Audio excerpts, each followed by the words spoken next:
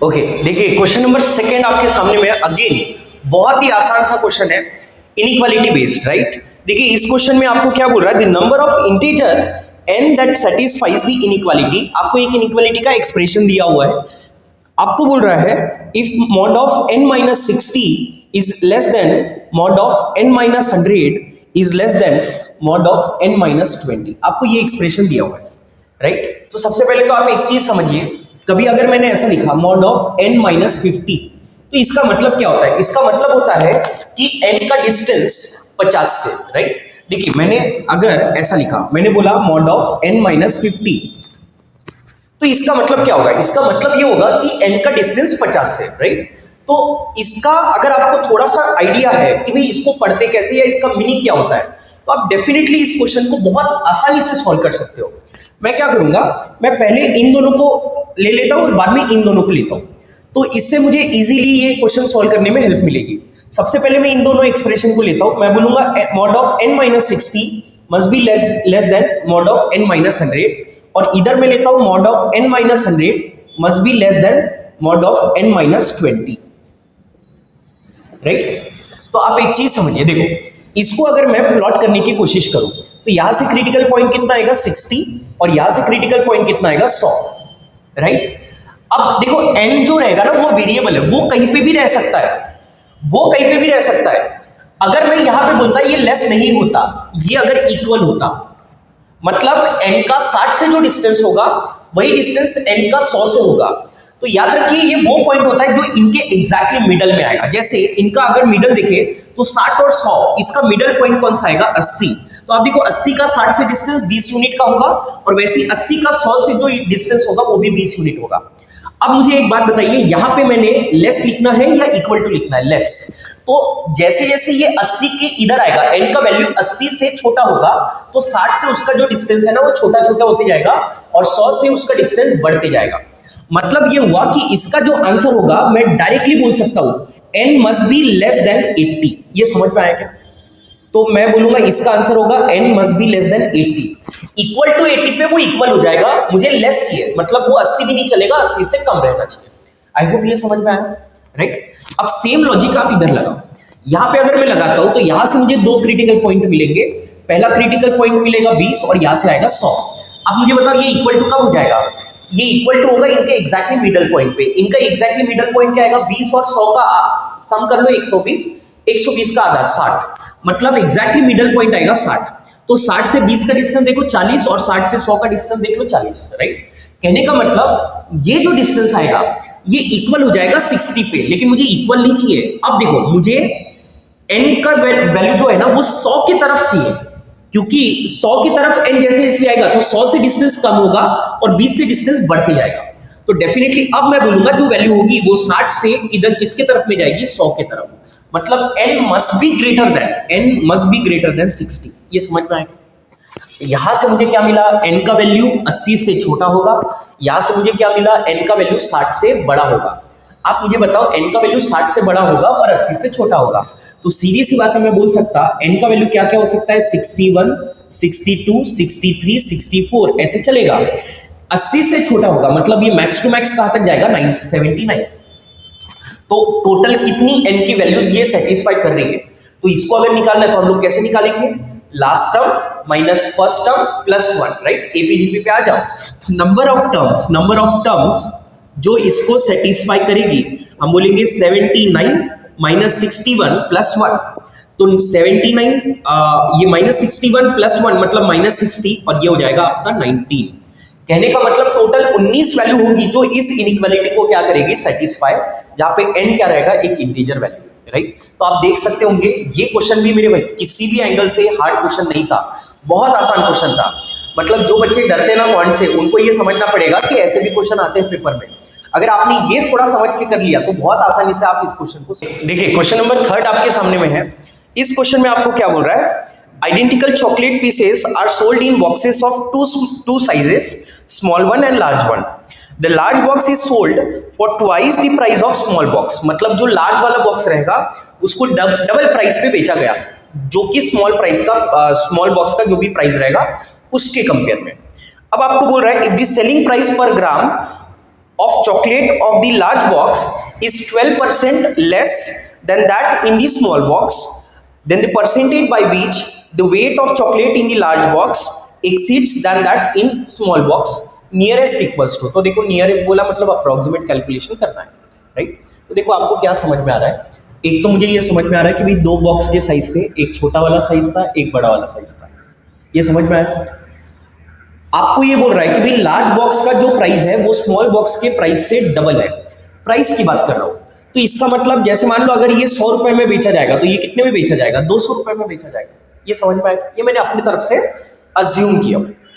अब क्वेश्चन में आपको यहाँ पे वेट की बात की है, आपको ये बोल रहा है जैसे मान लो इसमें जितनी भी चॉकलेट रहेगी उसका अगर वेट मान लो S ग्राम होता होगा, तो इसमें जो चॉकलेट रहेगी लार्ज वाला बॉक्स है, मैं इसमें बोल रहा हूँ कि भाई इसका जो वेट आएगा वो L ग्राम होगा। ये समझ में आएगा, मतलब इसमें जो वेट आएगा वो S ग्राम, इसमें जो वेट आएगा वो टोटल आएगा L ग्राम। तो आप एक चीज समझिए कि भाई इसमें एक वर्ड यूज किया था, उसने वर्ड यूज किया था कि भाई उसने बोला था प्राइस पर ग्राम। प्राइस पर ग्राम का मतलब क्या हुआ कि भाई 1 ग्राम का प्राइस क्या होगा, ये समझ में आ रहा है। तो प्राइस पर ग्राम, जैसे मान लो अगर मैंने बोल दिया कि भाई 2 ग्राम का प्राइस 200 रुपए होता है, तो 1 ग्राम का प्राइस कैसे निकालोगे, 200 को 2 से क्या कर दोगे डिवाइड, तो 1 ग्राम का प्राइस आपको 100 रुपए मिलेगा। ये समझ में आया, मतलब मैं क्या करूंगा टोटल प्राइस को टोटल वेट से क्या कर दूंगा डिवाइड, तो मुझे प्राइस पर ग्राम मिलेगा। तो आप एक चीज मुझे बताइए, स्मॉल के लिए अगर मैं बात करूं तो इसका अगर मेरे को प्राइस पर ग्राम निकालना है तो इसका प्राइस कितना था 100 और इसका वेट कितना था S, ये समझ में आया। तो ये हुआ प्राइस पर ग्राम फॉर स्मॉल बॉक्स, और लार्ज बॉक्स के लिए स्मॉल ये होगा 200 रुपए टोटल और उसका प्राइस कितना था L। तो ये हो गया स्मॉल प्राइस का और ये हो गया लार्ज वाले का, ये समझ में आएगा। अब आपको ये बोला है कि भाई लार्ज वाले का जो वैल्यू आता है ना वो 12% लेस है किसके कंपेयर में, स्मॉल वाले से।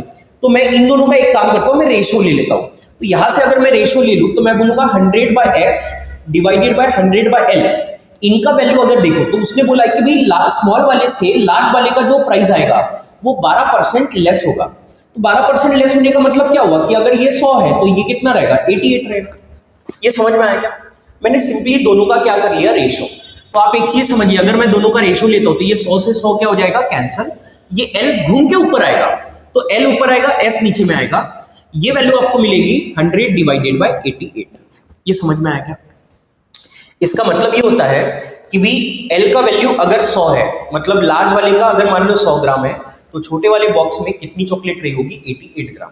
अब आपको क्वेश्चन में ये बोल रहा है कि भाई बताइए लार्ज वाले में जो वैल्यू आएगी वो कितना परसेंट ज्यादा है किसके कंपेयर में, स्मॉल के कंपेयर में। तो सीधी सी बात है, स्मॉल में 88 है, इधर में 100 है, तो मैं बोलूंगा 100 मतलब वो कितने से ज्यादा हो गया 12 से ये बड़ा हो गया किसके कंपेयर में 88 के परसेंट के लिए मल्टीप्लाई बाय 100। मुझे ये वैल्यू बतानी है, राइट।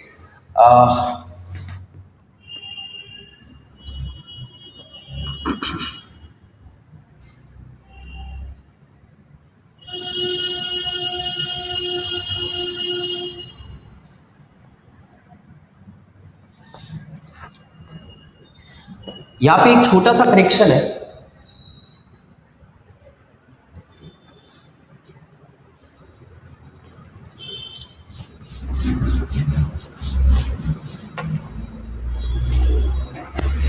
तो देखिए यहां पे मैं क्या करूंगा, मुझे ये समझ में आया कि भाई वेट पर ग्राम स्मॉल बॉक्स के लिए क्या हो गया 100/S और लार्ज के लिए क्या हो गया 200/L। तो क्वेश्चन में आपको ये बोला हुआ है कि भाई लार्ज वाले का जो मैं अगर बोलूं तो ये आएगा 200/L और स्मॉल वाले का बोलूंगा तो ये आएगा 100/S। क्वेश्चन में आपको ये बोला है कि भाई लार्ज वाले का जो प्राइस पर ग्राम आएगा और स्मॉल वाले का जो प्राइस पर ग्राम आएगा, लार्ज वाले का 12% लेस होगा स्मॉल वाले के कंपेयर में, ये आपको दिया हुआ है। तो आप मुझे एक बार बताइए, इसका मतलब ये हुआ कि अगर ये 100 है तो ये कितना होगा 88 होगा 12 का, राइट। तो इसे ही मैं जस्ट सिंप्लीफाई करता हूं, आप देखेंगे ये 2 0 कैंसिल हो जाएंगे, ये S घूम के ऊपर आएगा, तो S जब घूम के ऊपर आएगा तो ये लिखा जाएगा 2S डिवाइडेड बाय L और ये हो जाएगा 88 डिवाइडेड बाय 100। तो आप 2 से इसको कैंसिल आउट कर लोगे तो ये 44 हो जाएगा, 4 से ये 11 बार कटेगा, ये 25 बार कटेगा। इसका मतलब ये होता है कि भाई स्मॉल बाय लार्ज इसका वैल्यू ये होगा, मतलब स्मॉल वाले का वैल्यू अगर 11 ग्राम है तो लार्ज वाला कितना रहेगा 25 ग्राम। आपको क्वेश्चन में ये पूछा हुआ है कि भी आप ये बताइए लार्ज वाले का जो वेट आएगा वो कितना परसेंट ज्यादा है किसके कंपेयर में, स्मॉल वाले के कंपेयर में। तो आप मुझे एक बात बताइए, लार्ज वाला 25 है, स्मॉल वाला 11 है, तो ये कितना परसेंट ज्यादा हुआ ये निकालना है। तो सीधी सी बात है 25 जो है वो 11 से कितना यूनिट ज्यादा है, 14। तो हम ये बोलेंगे कि भाई 14 यूनिट ज्यादा है किसके कंपेयर में, 11 से। परसेंट के लिए मल्टीप्लाई बाय 100 हो जाएगा, राइट। तो इसे मैं थोड़ा सा यहाँ पे लिख देता हूँ। आप मुझे एक बात बताइए कैसे बोलूंगा मैं बोलूंगा 14 यूनिट बड़ा हो गया किसके कंपेयर में, 11 से। परसेंट के लिए मल्टीप्लाई बाय 100। तो अगर आप इसे सॉल्व करोगे तो आपको समझ में आएगा ये अप्रोक्सीमेटली वैल्यू कितना आएगा, 127%। और यही आपके क्वेश्चन का रहेगा करेक्ट आंसर। आई होप ये क्लियर है, राइट। क्वेश्चन आसान था। आगे परसेंटेज का क्वेश्चन था। देखिए इसमें बस ये है टर्म्स को समझना। अगर आपको वो टर्म समझ में आ गई जो क्वेश्चन में दी गई है, मतलब प्राइस पर ग्राम वगैरह वगैरह, अगर वो आपको समझ में आया तो आप इस क्वेश्चन को बहुत आसानी से सॉल्व कर लोगे, क्योंकि क्वेश्चन में कोई भी दम नहीं है, ठीक है। ओके, देखिए क्वेश्चन नंबर 4 आपके सामने में है। और क्वेश्चन नंबर 4 को अगर आप देखोगे तो अगेन बहुत आसान क्वेश्चन है जो ट्रेन पे बेस्ड है। ये क्वेश्चन अगर आप देखोगे तो बहुत ही आसान लेवल का हो गया है ना। जनरली एसटीडी में आप देखोगे तो ऐसे क्वेश्चन बहुत कम देखने को मिलते हैं, लेकिन ये बहुत इजी लेवल का क्वेश्चन हो गया। इसमें बोल क्या रहा है, two train crosses each other in 14 second when running in opposite direction on parallel track. तो ये बोल रहा है कि भाई दो ट्रेन है जो एक दूसरे को क्रॉस कर जाती है कितने सेकंड में, 14 सेकंड में। तो और फिर बाद में बोल रहा है the faster train is 160 metre long and crosses a lamp post in 12 second. तो ये बोल रहा है कि भाई जो फास्टर वाली ट्रेन है वो 160 मीटर का उसका लेंथ है और उसको लैंप पोस्ट को क्रॉस करने के लिए कितना टाइम लगता है, 12 सेकंड। तो सीधी सी बात है, अब मेरे पास में ट्रेन का लेंथ पता है और मुझे पता है कि वो क्रॉस कितने समय में कर रही है लैंप पोस्ट को। तो यहां से मुझे ट्रेन का क्या मिल जाएगा, स्पीड। तो मैं डायरेक्टली बोलूंगा कि भाई speed of faster train is given by, सीधी सी बात है फास्टर ट्रेन का अगर लेंथ स्पीड निकालना है, कैसे निकालेंगे, डिस्टेंस अपॉन स्पीड। डिस्टेंस क्या रहेगा, ट्रेन का लेंथ, और ट्रेन का लेंथ कितना दिया हुआ है 160 मीटर, डिवाइडेड बाय कितना टाइम लगा। तो हम बोलेंगे यहां पे आ जाएगा डिस्टेंस अपॉन टाइम, तो ये आ जाएगा आपका 12 सेकेंड। आई होप ये क्लियर। लेकिन इसका जो आंसर आएगा वो आएगा मीटर पर सेकेंड में। मुझे अगर इसको किलोमीटर पर आवर में कन्वर्ट करना है तो हम बोलेंगे इसको मल्टीप्लाई करना पड़ेगा बाय 18/5। जस्ट इसे सिंप्लीफाई कर लेंगे।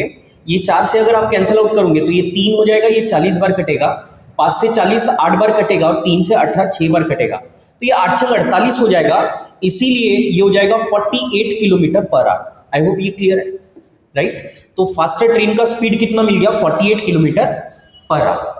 अब आगे में देखिए क्वेश्चन में क्या बोल रहा है, if the speed of other train is 6 kilometre per hour less. तो ये बोल रहा है कि भाई जो स्लोअर ट्रेन है उसका स्पीड 6 किलोमीटर पर आवर कम है, छोटा है। तो अगर फास्टर ट्रेन 48 है तो सीधी सी बात है स्लोअर ट्रेन का स्पीड 6 से कम रहेगा, मतलब कितना रहेगा, 42 kilometre per hour. I hope ये समझ में आया, राइट। तो इसका 48, इसका 42। अब आपको दोनों ट्रेन का क्या मिल गया, स्पीड।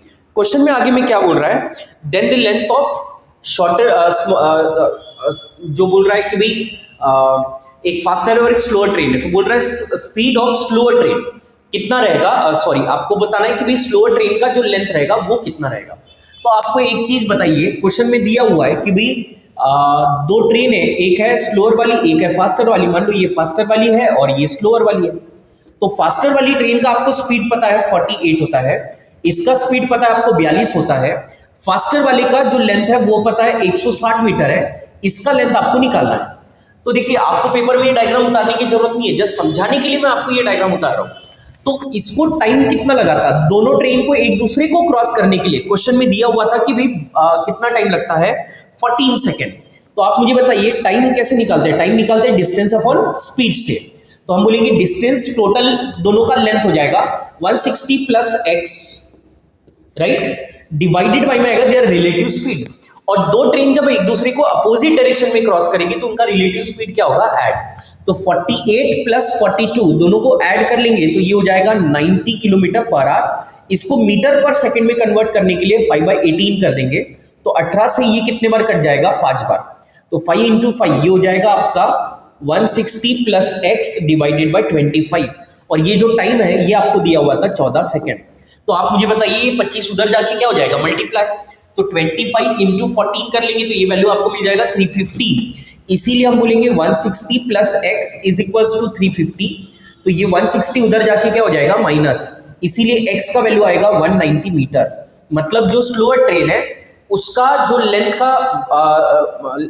की अगर हम बात करेंगे तो उसका लेंथ कितना रहेगा 190 मीटर, और आपको यही क्वेश्चन में पूछा गया था, राइट। तो देखिए अगेन बहुत ही आसान सा क्वेश्चन था, कुछ भी नहीं है इस क्वेश्चन में, दम ही नहीं है मेरे भाई, राइट। आई होप क्लियर है, यस। ओके देखिए क्वेश्चन नंबर 5 आपके सामने में है। क्वेश्चन नंबर 5 अगर आप देखोगे तो इसको तो मतलब आप हार्डली 5 सेकंड लगेंगे इस क्वेश्चन का आंसर देने के लिए, इतना आसान क्वेश्चन था। देखिए इस क्वेश्चन में क्या बोल रहा है, if the area of a regular hexagon is equals to the area of an equilateral triangle of side 12 centimetre. तो आपको ये क्या बोल रहा है कि भाई एक रेगुलर हेक्सागोन है, रेगुलर हेक्सागोन मतलब ये ऐसा एक हेक्सागोन बना लेता हूं, राइट। ये एक रेगुलर हेक्सागोन है, और अगर आपको पता होगा कि रेगुलर हेक्सागोन जो होता है वो 6 इक्विलैटरल ट्रायंगल को मिला के बनता है, राइट। तो ये 6 इक्विलैटरल ट्रायंगल को मिला के बन गया। इसकी साइड कितनी है वो पता नहीं, लेकिन आपको ये बोल रहा है कि भाई इसका जो एरिया रहेगा ना वो एक बड़े वाले इक्विलैटरल ट्रायंगल के एरिया के बराबर है, जिसका या इस इक्विलैटरल ट्रायंगल का आपको साइड का लेंथ दिया हुआ है 12।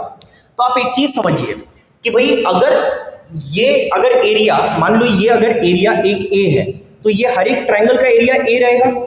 अगर ये ए ऐसे 6 बार हो गया तो इस ट्रायंगल का एरिया क्या बोला जाएगा 6a। तो आप एक चीज समझिए कि भाई मैं पूरे ट्रायंगल की बात नहीं कर रहा हूं क्योंकि मुझे साइड की बात करनी है, तो मैं सिर्फ इस एक ट्रायंगल की बात कर रहा हूं। तो आप मुझे एक बात बताओ, अगर इस इक्विलैटरल ट्रायंगल का एरिया 6a है तो इस इक्विलैटरल ट्रायंगल का एरिया कितना आएगा a। और मैं बोल सकता हूं कि ये डायग्राम और ये डायग्राम दोनों एक सिमिलर डायग्राम है, और सिमिलैरिटी का कंसेप्ट मुझे कुछ बता के जाता है। क्या बोलता है कि भाई अगर एरिया देखो ये इसका एरिया इसके 6 टाइम्स दिख रहा है ना, इसका एरिया इस एरिया के 6 टाइम्स है, इसका एरिया जो है वो इसके 6 टाइम्स है। इसका मतलब ये होता है कि अगर इसका साइड x है तो इसका जो साइड रहेगा ना वो उसके √6 टाइम्स होगा। कितने टाइम्स होगा? √6 टाइम्स। ये समझ में आया क्या? क्योंकि ये एरिया है, एरिया मतलब 2 डायमेंशनल फिगर, और साइड जो होती है वो 1 डायमेंशनल होती है। तो अगर मुझे ये पता है कि भाई एरिया जो है वो 6 टाइम्स है, तो मैं डेफिनेटली बोल सकता जो साइड है वो √6 टाइम्स होगी। इसका मतलब इसका जो साइड होगा वो √6x होना चाहिए। और मुझे एक बात बताओ, √6x का वैल्यू कितना दिया हुआ है 12। तो मुझे एक बात बताइए, √6x इसका वैल्यू अगर 12 होता है तो 12 मतलब ही होता है 6 गुना 2 बराबर। तो एक √6 कट जाएगा, यहाँ पे एक √6 बचेगा। तो मैं बोल सकता हूँ छोटे वो रेगुलर हेक्सागोन का जो साइड का लेंथ आएगा वो आएगा 2√6, राइट। आप इसको बाय मेथड भी सिंप्लीफाई कर सकते हो, बट मैं नहीं चाहूंगा कि आप ऐसा करो। देखिए आप कितना इजी क्वेश्चन था ये, मतलब कुछ भी नहीं है इसमें, एक्चुअली एग्जामिनर आपका कंसेप्ट चेक कर रहा है। अगर आपका लॉजिक क्लियर है तो आप इस क्वेश्चन को विद इन सेकंड में सॉल्व कर सकते हो, कोई टाइम नहीं लगेगा, ठीक है। क्वेश्चन नंबर 6 आपके सामने में है। अगेन ज्योमेट्री से क्वेश्चन है और बहुत ही आसान सा क्वेश्चन है। थोड़े से आपको फैक्ट पता होने चाहिए, अगर वो आपको पता है तो आप बहुत ही इजीली इसको कर लेंगे और विद इन सेकंड में अगेन आंसर आएगा। देखिए आपको पहले क्वेश्चन में क्या बोला है कि भाई एक रेगुलर हेक्सागोन है, और एक रेगुलर हेक्सागोन का आपको साइड दिया हुआ है 2 सेंटीमीटर का, 2 यूनिट बोल दो। फिर आपको बोल रहा है कि भाई रेगुलर हेक्सागोन का नाम दिया हुआ था ABCDEF। बाद में आपको बोल रहा है कि T जो है ना वो CD का एक मिड पॉइंट है। तो आपको बोल रहा है बताइए AT का लेंथ क्या होगा, और 4 ऑप्शन अगर आप देख सकते होंगे तो दिए हुए, राइट। देखिए क्वेश्चन को अगर आपको सॉल्व करना है तो आपको 2 चीजें पहले तो रटी हुई होनी चाहिए, स्टैंडर्ड रिजल्ट पता होनी चाहिए आपको। अगर ये एक हेक्सागोन है, ठीक है, सपोज इसका साइड है x, तो हमेशा याद रखना 2 एडजेसेंट साइड के बाद में जो वर्टाइसेस आते हैं इसको ज्वाइन करेंगे तो इसका लेंथ होता है √3x। और दूसरा याद रखिए कि डायगोनली अपोजिट जो वर्टाइसेस आते हैं इनका लेंथ हमेशा होता है 2x। आपको ये 2 रिजल्ट पता होने चाहिए। अगर ये पता है तो आपको इसमें कोई भी दिमाग लगाने की जरूरत ही नहीं पड़ेगी। देखिए कैसे, आपको बोला था कि भाई एक हेक्सागोन है, राइट। एक हेक्सागोन में ऐसा बना देता हूं ताकि आपको क्वेश्चन में दिक्कत ना आए, ऐसे बनाता हूं, ठीक है। एक रेगुलर हेक्सागोन, अभी देखो ये बहुत फैला दिया, बट हेक्सागोन ऐसा नहीं रहेगा, थोड़ा सा है ना सिमेट्रिक फिगर रहेगा। आप एक चीज समझिए, अगर ये हेक्सागोन है, यहां पे मैं ऐसा बोलता हूं ये है ABCD, यहां पे मैं C लेता हूं, D B A, ये हो जाएगा E और ये हो जाएगा F। ऐसे ही क्यों बनाया? ताकि आपको कुछ आगे में इजी पड़ जाए, ठीक है। देखो इसमें क्या होगा, आपको ये बोल रहा है कि CD का एक मिड पॉइंट है T नाम का, ठीक है। तो आपको बोल रहा है बताइए AT का लेंथ क्या होगा, राइट। आप एक चीज समझो कि अगर ये टोटल लेंथ है 2 और ये t अगर उसका मिड पॉइंट है तो ये आधा आधा डिवाइड हो जाएगा, मतलब ये जो लेंथ रहेगा वो 1 यूनिट का रहेगा। आई होप ये समझ में आया। और अगर आप इसका ये दोनों को ज्वाइन करो तो आप देखो ये जो रहेगा ना ये एग्जैक्टली परपेंडिकुलर रहेगा, राइट, क्योंकि ये परपेंडिकुलर रहेगा और ये दो एडजेसेंट साइड से मिलने वाला डायगोनल है। तो इसका लेंथ मुझे पता है √3x होता है, राइट। ये देखो ये समझाया था √3x, x का वैल्यू क्या है 2, तो इसका जो लेंथ रहेगा वो 2√3 रहेगा, राइट। अब आप देखेंगे कि ये एक राइट एंगल ट्रायंगल बन गया, और क्योंकि अगर ये राइट एंगल ट्रायंगल बना तो ये साइड और ये साइड पता है, मैं ये हाइपोटेनियस इजीली निकाल सकता हूं बाय यूजिंग पाइथागोरस थ्योरम। मुझे पता है कि 80 का जो लेंथ आएगा वो रहेगा इन दोनों के स्क्वायर का सम। तो हम ऐसे बोल सकते हैं 80 का square is equals to 1 square plus 2√3 का होल स्क्वायर। तो 1 स्क्वायर हो जाएगा 1, 2 का स्क्वायर हो जाएगा 4 और ये 3 हो जाएगा, 4 3 ये 12 हो जाएगा, तो ये आ जाएगा 13। और 80 स्क्वायर का वैल्यू अगर 13 है तो सीधी सी बात है 80 का वैल्यू हो जाएगा √13, और यही आपके क्वेश्चन का रहेगा आंसर। आई होप ये क्वेश्चन आपको समझ में आया होगा, राइट। बहुत ही आसान सा क्वेश्चन था, बस दिमाग लगाना था, हल्का सा दिमाग लगाते और ये फैक्ट अगर आपको पता है कोई दिक्कत नहीं थी, राइट। ओके, देखिए क्वेश्चन नंबर 7 आपके सामने में है। अगेन अगर आप क्वेश्चन को देखो ये जो IM वाले होते हैं ना मेरे भाई, पूरे सनकी होते हैं। मतलब कभी कभी क्वेश्चन इतना खतरनाक देंगे कि भाई आगे वाले को झटका देते, भाई मेरे से तो कैट नहीं होने वाला लेकिन कभी कभी क्वेश्चन ना ये इतना वाहियात लेवल का देंगे, आपको लगेगा भाई बेइज्जती कर रहा है ये। जैसे कि आप इस क्वेश्चन में देख सकते हो, बहुत आसान लेवल का क्वेश्चन है, कोई भी इजीली कर लेगा, बट बहुत अच्छे अच्छे क्वेश्चन बच्चे इस क्वेश्चन को भी सॉल्व नहीं किए थे, ठीक है। देखिए क्वेश्चन में बोल क्या रहा है, the amount Nita and Gita together earn in a day is equals to Sita alone earns in 6 day, right. देखो ये क्या बोल रहा है कि भाई नीता और गीता दोनों मिलके एक दिन में जो अमाउंट अर्न कर लेते हैं, तो मैं ऐसे बोलूंगा कि भाई नीता और गीता मिलके एक दिन में जो अमाउंट अर्न करेंगे इज इक्वल्स टू, आपको दिया हुआ है Sita alone earns in 6 days, बोल रहा है सीता अकेली वो 6 दिन में अर्न करती है। तो सीधी सी बात है, अगर ये सीता को हम नीचे में ला लें तो यहां से मुझे समझ में आएगा Nita plus Gita divided by Sita, इसका वैल्यू आएगा 6:1। इसका मतलब ये होता है कि सीता एक दिन में अगर 1 रुपये अर्न करती है तो नीता और गीता एक दिन में 6 रुपये अर्न करेगी। ये समझ में आएगा, राइट। सेकेंड स्टेटमेंट देखिए आपको क्या दे रहा है, बाद में बोल रहा है the amount Sita and Nita together earn, Sita and Nita together earn in a day is equals to what Gita alone in 2 days. Gita 2 दिन में जितना पैसा कमाएगी, सीता और नीता एक दिन में ही उतना कमा लेगी। तो ये गीता को नीचे में ला लेते हैं, Sita plus Nita divided by Gita, ये रेशो आएगा 2:1। अगेन आपको देखिए सेम रिलेशन वैसे ही कुछ मिलेगा। बाद में आपको ये बोल रहा है the ratio of daily earning of the one who earn the highest and the one who earn the lowest is, जो सबसे ज्यादा कमा रही है और जो सबसे कम कमा रही है, इन दोनों का आपको बोला है, बताइए रेशो क्या होगा। तो देखिए क्वेश्चन तो बहुत ही आसान है यार, कैसे करेंगे आप एक चीज समझिए, ये दोनों में कॉमन चीज क्या है। कॉमन चीज मुझे ये समझ में आ रहा है, दोनों का टोटल, मतलब नीता गीता सीता, न्यूमरेटर डिनोमिनेटर को ऐड करो तो वही टर्म आपको यहाँ पे भी मिलेगी, यहाँ पे भी मिलेगी। ये बोलता है कि दोनों मिला के, मतलब ये तीनों मिला के 6 और 1 कितने रुपए कमाते हैं 7, जबकि ये बोलना चाह रहा है कि तीनों मिला के कितने रुपए कमाते हैं 3। लेकिन ऐसा हकीकत में नहीं है, तीनों मिला के सेम अमाउंट ही अर्न करेंगे, चाहे ये केस रहे चाहे ये केस रहे। तो ये रेशो आपको धोखा दे रहा है, आपको समझना पड़ेगा कि इसकी असलियत क्या है। पहले इसको थोड़ा असली रूप में लाते हैं। असली रूप में कैसे लाएंगे, तो यहाँ पे 3 है, आप एक काम कर लो, इसको 3 से मल्टीप्लाई कर लो, इसको 7 से मल्टीप्लाई कर लो, ताकि दोनों का वैल्यू सेम कर दिया जाए। तो इसको मैं 3 से मल्टीप्लाई कर रहा हूं, तो 6 गुना 3 ये हो जाएगा 18, और 1 गुना 3 ये हो जाएगा 3। इसको अगर मैं 7 से मल्टीप्लाई करूं तो 7 गुना 2 14, और ये हो जाएगा 7। ये जो वैल्यू आया वो आया Sita plus Nita divided by Gita, और ये जो वैल्यू आया वो आया Nita plus Gita divided by Sita. इसका मतलब ये हुआ कि तीनों मिला के अगर 21 रुपए अर्न कर रहे हैं तो उसमें से नीता गीता सीता मैं डायरेक्टली वैल्यू निकाल सकता हूं।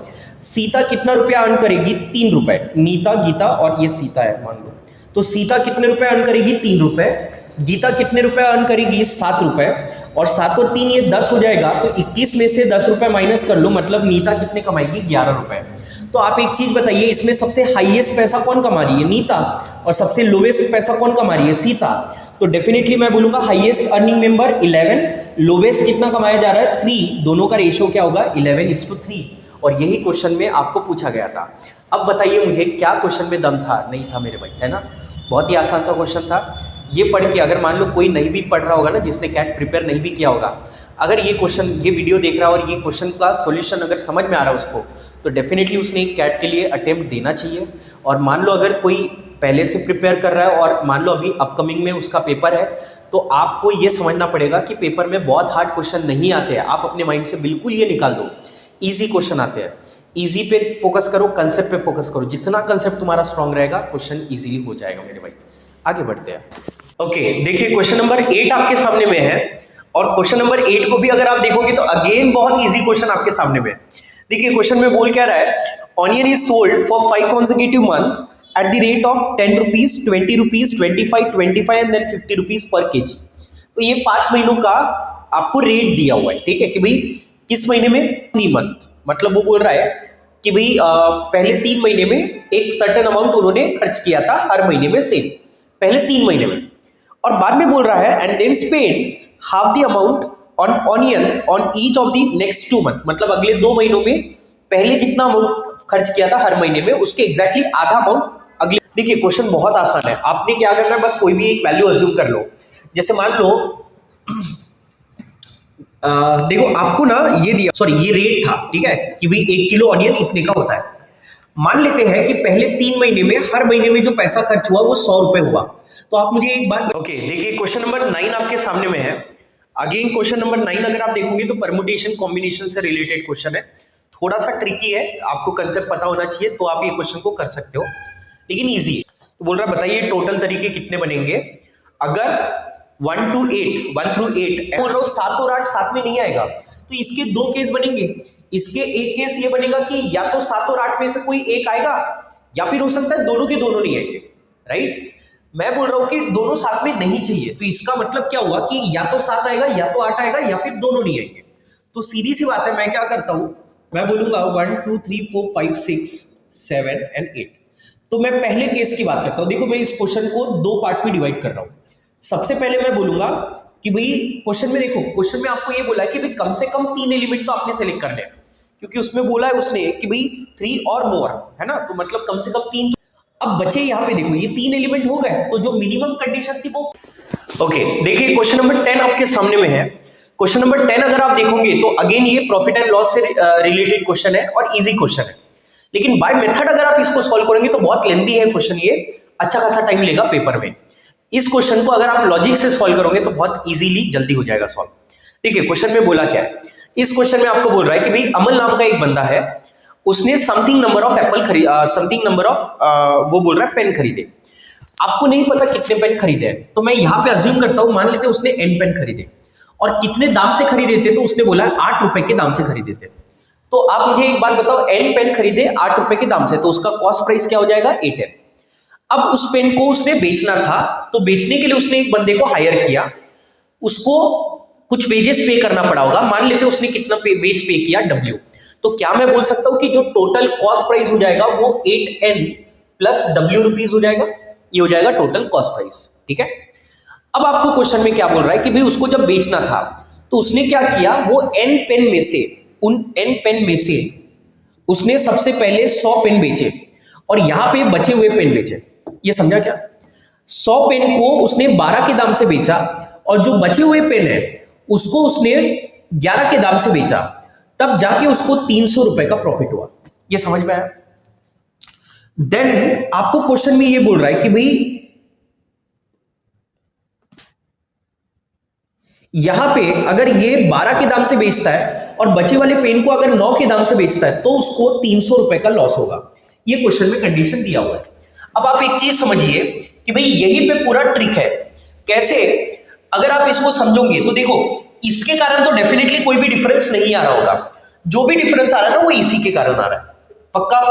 अब आप एक चीज समझो, 11 के दाम से बेचेगा 300 का प्रॉफिट हो रहा है और 9 के दाम से बेचेगा 300 का लॉस हो रहा है। तो आप एक चीज मुझे बताओ, कितने रुपए के रेट के कम करने के कारण जो भी प्रॉफिट और लॉस का डिफरेंस आ रहा है वो क्रिएट हो रहा है? तो मैं बोलूंगा 2 रुपए, क्योंकि पहले 11 था अब 9 हो गया, मतलब ये रेट 2 से कम कर दिया और 2 रुपए के कारण एग्जैक्टली 600 रुपए का लॉस हो रहा है, क्योंकि 300 में से जब 600 माइनस करोगे तब -300 होगा, बराबर। तो इसका मतलब क्या मैं बोल सकता हूं कि भाई 2 रुपए के रेट के कारण मैं बोलूंगा 2 टाइम्स n माइनस 100, तब जाके मेरे को 600 रुपए का लॉस होगा। ये समझा क्या? तो 2 से ये 600 कटेगा तो n माइनस 100 इसका वैल्यू आएगा 300, माइनस 100 उधर जाएगा तो n का वैल्यू आएगा 400। मतलब बंदे ने टोटल पेन कितने खरीदे थे? 400। पहले तो ये मिल गया। अब क्वेश्चन में आपको क्या बोल रहा है कि भाई आप ये बताइए बंदे को वेजेस कितना पे करना पड़ा। तो आपके पास में वो प्रॉफिट वाला केस है, तो आप मुझे एक बात बताइए, कॉस्ट प्राइस सेलिंग प्राइस 300 रुपए का प्रॉफिट, इसकी अगर मैं बात करता हूं तो सबसे पहले मेरे को बता कॉस्ट प्राइस कितना था। मैं बोलूंगा A10 प्लस W। ये समझ में आएगा? ये देखो ये कॉस्ट प्राइस। लेकिन सेलिंग प्राइस की अगर मैं बात करूं तो आप टोटल 400 पेन है, मुझे पता है, और प्रॉफिट वाला ये पहला वाला केस है। तो आप मुझे बताओ 100 रुपए 100 पेन 12 के हिसाब से मतलब कितना अमाउंट हो जाएगा? 1200। और बाद में बचे 300 पेन, वो 300 पेन को उसने 11 के दाम से बेचा, तो उसका सेलिंग प्राइस कितना हो जाएगा? 3300। तो आप देखो 1200 प्लस 3300 इसको ऐड करोगे तो ये हो जाएगा आपका 4500। मतलब 4500 रुपए टोटल सेलिंग प्राइस हो गया, 300 रुपए का प्रॉफिट हुआ तब। तो आप मुझे बताओ अगर मेरे को कॉस्ट प्राइस निकालना है तो मैं कैसे निकालूंगा? और यहाँ पे n का वैल्यू 400 है, तो ये हो जाएगा 8 गुना 400, मतलब ये हो जाएगा 3200। तो आप मुझे एक बात बताओ, selling price minus cost price करूंगा तो 300 आएगा, या फिर बोलो 4500 माइनस 300 करो तो कॉस्ट प्राइस आएगा। तो 4500 माइनस 300 कर दूंगा तो कितना हो जाएगा? 4200। इसका मतलब मैं बोल सकता हूं ये 832 मतलब 3200 रुपए प्लस W, ये हो जाएगा 4200। ये 3200 उधर जाके माइनस हो जाएगा, मतलब W का वैल्यू आएगा 1000 रुपए। मतलब उस बंदे को जो वेज पे किया गया था वो कितने रुपए था? 1000 रुपए। क्वेश्चन समझ में आया? राइट। देखिए मैंने कोई भी इक्वेशन वगैरह बना के इसको सॉल्व नहीं किया, इसको बोलते हैं प्योरली लॉजिक यूज करना। अगर आपने ये लॉजिक यूज किया तो डेफिनेटली क्वेश्चन बहुत आसान और कम टाइम में सॉल्व हो सकता है। राइट, समझ में आ गया सबको? यस। ओके, देखिए क्वेश्चन नंबर 11 आपके सामने में है। अब क्वेश्चन नंबर 11 को अगर आप देखोगे तो अगेन बहुत आसान सा क्वेश्चन था, मतलब कुछ भी नहीं करना है भाई, थोड़ा सा एनालिसिस करो अच्छे से, आप डायरेक्टली इसका आंसर दे सकते हो। देखिए क्वेश्चन में क्या बोल रहा है, a basket of 2 apple 4 oranges and 6 mangoes. तो मैं यहां पे लिख देता हूं 2 apple then 4 orange and then 6 mangoes, cost same as that of one basket of 1 apple then 4 oranges and 8 mangoes, right. And then बाद में बोल रहा है और a basket of 8 orange and 7 mangoes, right. तो आपको बोल रहा है कि भाई एक बास्केट में अगर ये फ्रूट है तो उसका जो कॉस्ट आएगा, या फिर एक बास्केट है जिसमें ये फ्रूट है उसका जो कॉस्ट आएगा, और एक बास्केट है जिसमें ये फ्रूट है, इन सबका कॉस्ट कैसा होता है? सेम होता है। अब आपको आगे में बोल रहा है then the number of mango in a basket of mangoes that has the same cost as that of the other basket. मतलब वो बोल रहा है कि भाई अगर आप ऐसे ही अगर मान लो कोई एक बास्केट लो जिसमें सिर्फ नंबर ऑफ मैंगोज है, सिर्फ मैंगोज है, तो वो बोल रहा है बताइए उस बास्केट में कितने मैंगो आएंगे अगर इसका भी कॉस्ट इन सबके कॉस्ट के बराबर है। क्वेश्चन समझ में आया? राइट, क्वेश्चन आसान था। तो कहने का मतलब मेरे को तो फाइंड करना है ना कि इस बास्केट में मैंगोज कितने आएंगे इनडायरेक्टली। कहने का मतलब ये अलग अलग वेरिएबल को कन्वर्ट कर दो मैंगोज में। अब आप एक चीज समझिए, देखो मैं एनालिसिस से कैसे निकाल रहा हूं, आप पहले इन दोनों को कंपेयर करो। देखो इन दोनों को अगर आप कंपेयर करोगे तो आपको समझ में आएगा 4 ऑरेंज देखो दोनों में सेम है, तो उसके कारण तो कोई भी डिफरेंस नहीं आएगा। 8 मैंगो माइनस 6 मैंगो मतलब यहाँ पे आएगा 2 mango, and then 1 apple minus 2 apple करोगे तो माइनस 1 एप्पल दूसरे साइड में आएगा तो आएगा 1 एप्पल। कहने का मतलब एक एप्पल 2 मैंगो के बराबर होता है। ये समझा क्या? यस। देन सेम आप क्या करो, आप इन दोनों को कंपेयर करो। देखो अगर आप इन दोनों को कंपेयर करते हो तो आपको एक चीज तो पहले ही समझ में आ गई कि भाई एक एप्पल 2 मैंगो के बराबर है। तो आप मुझे बताओ एक एप्पल अगर 2 मैंगो के बराबर है तो यहाँ पे ये एक एप्पल 2 मैंगो हो जाएगा 2 मैंगोज प्लस 10 मैंगोज, मतलब ये हो जाएगा 8 मैंगोज, ये हो जाएगा 10 मैंगोज एंड देन 4 ऑरेंज। तो इसको आप कंपेयर करो। अब अगर आप इन दोनों को कंपेयर करोगे तो आपको समझ में आएगा 8 orange minus 4 orange is equals to 4 orange, और 10 मैंगोज माइनस 7 मैंगोज मतलब ये आ जाएगा 3 मैंगोज। तो आपको क्या समझ में आया कि भाई 4 ऑरेंज किसके बराबर होता है? 3 मैंगोज के बराबर। ये समझ में आएगा? अब आप मुझे बताइए कोई भी एक बास्केट में आपको वैल्यू पता नहीं है मैंगोज के टर्म में, चलो मैं इसी की बात करता हूं, इसको पूरा ऑरेंज मैंगोज के टर्म में कन्वर्ट करना है। तो आप मुझे एक बात बताइए, मुझे पता है 4 ऑरेंज 3 मैंगोज के इक्विवेलेंट है, यहाँ पे वैल्यू कितना है? 8 ऑरेंज। चार मैंगो अगर चार ऑरेंज अगर 3 मैंगो है तो 8 ऑरेंज मतलब 6 मैंगोज, राइट। और यहाँ पे ऑलरेडी कितने मैंगोज है 7, दोनों को ऐड कर देंगे तो 6 और 7 मतलब कितना हो जाएगा 13 मैंगोज। मतलब एक बास्केट के अंदर टोटल कितने मैंगोज हम लोग ले सकते हैं 13 मैंगोज का एग्जैक्टली वही कॉस्ट आएगा जो बाकी सबका आएगा। क्वेश्चन समझ में आया? इजी था, राइट। तो देखिए इस तरीके से आसान आसान क्वेश्चन आते हैं, बहुत आसान है, सॉल्व करने की जरूरत है, दिमाग लगाओ थोड़ा सा, कंसेप्ट लगाओ, इजी है क्वेश्चन, फाड़ डालोगे क्वेश्चन को, ठीक। ओके देखिए क्वेश्चन नंबर 12 आपके सामने में है। क्वेश्चन नंबर 12 को अगर आप देखोगे तो नंबर चैप्टर का बहुत ही, नंबर चैप्टर भी नहीं बोल सकते, ये ऑलमोस्ट आपको हर चैप्टर में ही क्वेश्चन देखने को मिल जाता है, ठीक है। देखिए क्वेश्चन क्या बोल रहा है, क्वेश्चन में आपको ये बोल रहा है कि भाई how many 3 digit numbers are greater than 100 and increase by 198 when the 3 digit numbers are arranged in reverse order.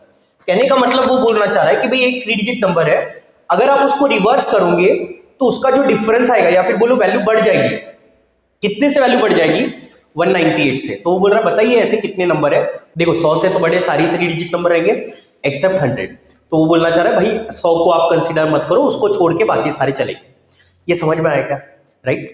तो आप एक चीज समझिए, इसमें तो आपको एक रिजल्ट पता होना चाहिए सीधा सीधा कि भाई कोई भी अगर एक 3 डिजिट नंबर है और उसका अगर रिवर्स नंबर होता है ZYX, सपोज एक 3 डिजिट नंबर मैंने बोला XYZ, उसका रिवर्स नंबर बोला ZYX, हमेशा याद रखिए इसका जो वैल्यू होता है ये 99 टाइम्स X माइनस Z होता है, राइट। ये रिजल्ट आपको पता होना चाहिए। कैसे आया, तो जस्ट इसको स्प्लिट अप किया, XYZ को हमने लिखा 100X plus 10Y plus Z, और इसको हमने लिखा 100Z plus 10Y plus X, दोनों को माइनस किया तो ये रिजल्ट मिलेगा, ठीक है। तो ये एक स्टैंडर्ड रिजल्ट है, पता होना चाहिए। 99 टाइम्स X माइनस Z, इसका वैल्यू ही आपको 198 दिया हुआ है, 99 से 198 कट जाएगा तो मैं बोलूंगा X माइनस Z, इसका वैल्यू होता है 2। ये समझ में आया क्या? तो वो इनडायरेक्टली मतलब क्या हुआ कि भाई 100 डिजिट और यूनिट प्लेस, इन दोनों का अगर आप डिफरेंस देखोगे तो वो 2 का होगा। ये समझ में आएगा? अब आप एक चीज समझिए कि भाई अगर मैं मान लो कोई भी एक ऐसे 3 डिजिट नंबर लिखता हूं तो यूनिट प्लेस और 100 प्लेस का डिफरेंस 2 का आएगा, और रिवर्स अगर मैं इसको करूंगा तो मुझे पता है रिवर्स करने पे वो नंबर बड़ा बनेगा।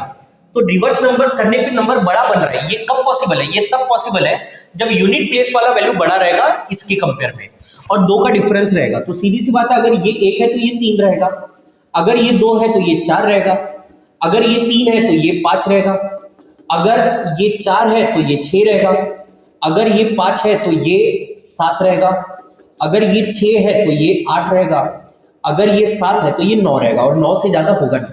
तो मैं बोलूंगा इतने केसेस बनेंगे, बराबर। अब आप एक चीज समझिए, क्योंकि इस मिडल डिजिट पे तो कोई भी आ सकता है, कोई भी का मतलब क्या क्या आ सकता है, तो हम बोलेंगे 1 2 3 अप टू, ये कहां तक जा सकता है 9 तक जा सकता है। इवन अगर आप यहां पे देखोगे तो आपको देखो इसमें ऐसा बोला था कि भाई हाउ मेनी 3 डिजिट नंबर्स जो कि इस कंडीशन को क्या करेंगे सेटिस्फाई। अच्छा तो मुझे एक बात बताइए, इसमें 0 भी आ सकता है, बराबर। तो 0 1 2 3 अप टू 9, तो 1 2 9 9 और 0 मतलब टोटल 10। तो कहने का मतलब इस केस के लिए मैं अगर एक केस की बात करूं तो ये 1 3 और इसके लिए मेरे पास में टोटल 10 कॉम्बिनेशन है। तो आप मुझे बताइए ऐसे टोटल कितने नंबर बनेंगे, तो मैं बोलूंगा 10 नंबर बनेंगे। इसके अगर 10 नंबर बन रहे तो ऐसे टोटल कितने नंबर है मेरे पास में, 1 2 3 4 5 6 और 7, तो 7 कॉम्बिनेशन है और हर एक के 10 10 नंबर बनेंगे। इसीलिए मैं बोलूंगा टोटल कितने नंबर है जो इस कंडीशन को सेटिस्फाई करेंगे, तो टोटल बनेंगे आपके नंबर 70। क्वेश्चन समझ में आया, राइट। क्वेश्चन आसान था मेरे भाई, बहुत ही आसान था, मतलब चिल्लर क्वेश्चन है ये, अगर इस तरीके के क्वेश्चन आपने पहले किए हुए तो, ठीक है। नेक्स्ट क्वेश्चन देख। ओके देखिए क्वेश्चन नंबर 12 आपके सामने में है। क्वेश्चन नंबर 12 को अगर आप देखोगे तो नंबर चैप्टर का बहुत ही, नंबर चैप्टर भी नहीं बोल सकते, ये ऑलमोस्ट आपको हर चैप्टर में ही क्वेश्चन देखने को मिल जाता है, ठीक है। देखिए क्वेश्चन क्या बोल रहा है, क्वेश्चन में आपको ये बोल रहा है कि भाई how many 3 digit numbers are greater than 100 and increase by 198 when the 3 digit numbers are arranged in reverse order.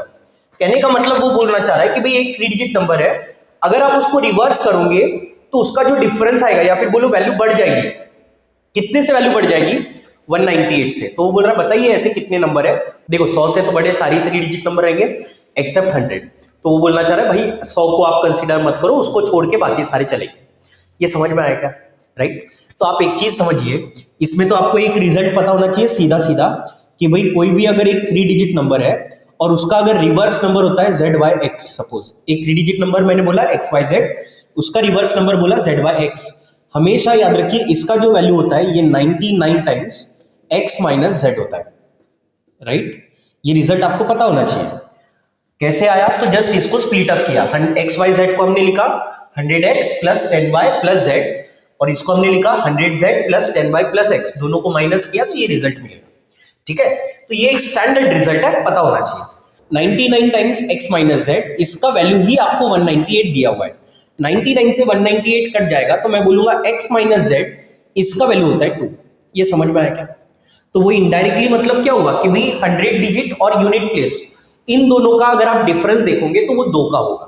ये समझ में आएगा?